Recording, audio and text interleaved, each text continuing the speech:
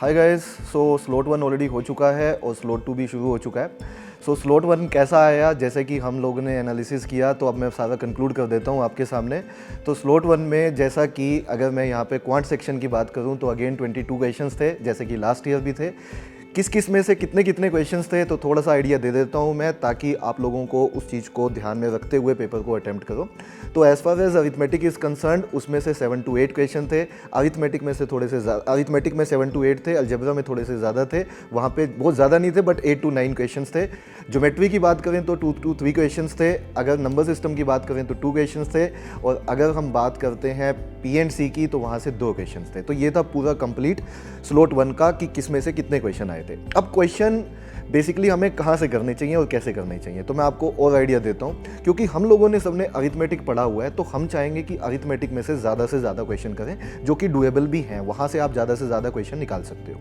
Number 2 पे algebra. Algebra में अगर आपने सारे टॉपिक्स नहीं पढ़े हैं, जैसे कि for example functions and graph से ज़्यादातर बच्चे घबराते हैं, वो कहते हैं कि सर बाकी टॉपिक तो ठीक है बट ये हमें कम समझ में आता है, तो ज़्यादा सोचने की ज़रूरत नहीं है, लीव कर सकते हो। बट जो टॉपिक आपको आते हैं वहाँ से भी अगर आप क्वेश्चंस कर दोगे तो आपका पेपर अच्छा होने वाला है। मैं आपको बता देता हूँ, स्लॉट 1 में जो क्वेश्चन आए थे, मॉडुलस में से क्वेश्चन आया था। स्लॉट 1 में मॉडुलस और क्वाड्रेटिक इक्वेशन का बन के क्वेश्चन आया था, लोगरिथम का क्वेश्चन आया था, ठीक है। स्पेशल सीरीज का क्वेश्चन आया था, आसान था, बच्चे कह रहे हैं आसान था, डुएबल था, ठीक है। स्पेशल सीरीज का क्वेश्चन था, एपीजीपी में से क्वेश्चन आया था। इसके अलावा अब मैं अरिथमेटिक पे आऊँ तो वहाँ कैसे क्वेश्चन थे। तो टीएसडी का क्वेश्चन आया था, जो कि काफ़ी सालों से एक टाइप का क्वेश्चन है कि आफ्टर मीटिंग कितना टाइम लिया, उस तरह का क्वेश्चन था, जो कि बहुत बार रिपीट भी हो चुका है, तो वो क्वेश्चन भी आप कर सकते हो। उस तरह के क्वेश्चन आ रहे हैं। और टीएसडी का अगर आप लास्ट ईयर्स का भी देखोगे तो डुएबल क्वेश्चन आ रहे हैं। टाइम एंड वर्क का क्वेश्चन था, जिसके साथ कुछ एचपी को मिलाया हुआ था।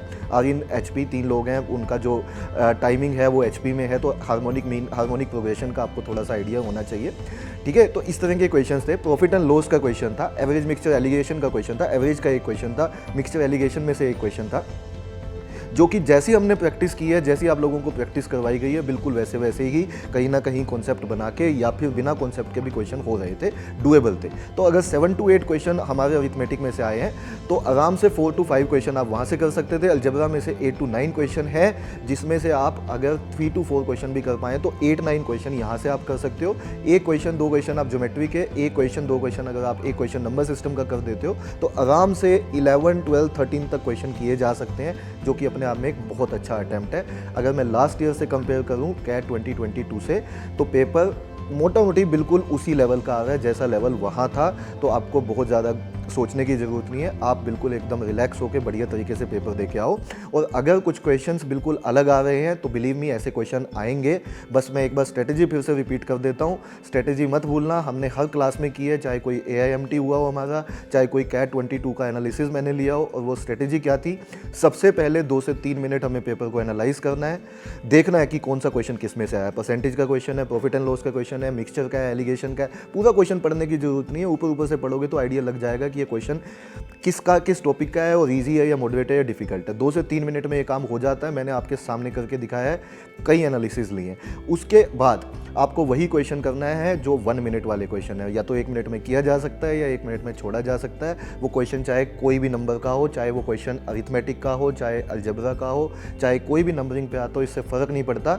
द ओनली थिंग इज सबसे पहले वो करना है आपको जो आपको 1 मिनट में लगता है मेरा हो जाएगा या 1 मिनट में मैं छोड़ दूंगा। उसके बाद 2 मिनट वाले, उसके बाद 3 मिनट वाले, उसके बाद 5 मिनट वाले, अगर टाइम बचेगा तो जैसा मैंने एनालिसिस में भी बताया था आपको, 5 मिनट वाले भी 2-4 क्वेश्चन होते हैं हमारे, तो अगर वो छूट भी जाएँ तो चिल रहना। 5 मिनट वाला कौन सा क्वेश्चन होता है, या तो वो क्वेश्चन है जो बहुत ज़्यादा लेंथी बना हुआ है, या वो क्वेश्चन है कि जैसा हमने टॉपिक पढ़ा ही नहीं है, या वो क्वेश्चन है कि टॉपिक तो पढ़ा है बट ऐसा कुछ वर्ड्स आ गए हैं जहाँ पे अपने को समझ ही नहीं आ रही करना क्या। तो चिंता मत करना, छोड़ देना, उसी पे फोकस करना जो आपका कॉम्पिटेंस है, जो आपका सर्कल ऑफ कॉम्पिटेंस है, आपकी जो स्ट्रेंथ है। अगर वहाँ फोकस करोगे तो आप पेपर को अच्छा करके आओगे। एक लास्ट बात फिर से बोल रहा हूँ, ये पेपर जितना करने वाला है उतना ही छोड़ने वाला भी है। क्वेश्चंस करने भी आने चाहिए, क्वेश्चन छोड़ने भी आने चाहिए। ओवरऑल पेपर बढ़िया करके आना है हमें। All the best guys. और हम दोबारा मिल रहे हैं 2:30 पे, स्लॉट 2 की एनालिसिस करेंगे, तो तैयार हो जाओ। और वहाँ पे हम देखेंगे और बच्चों से बात करेंगे कि स्लॉट 2 कैसा आया। चलिए guys, all the best, bye. Unacademy. Let's crack it.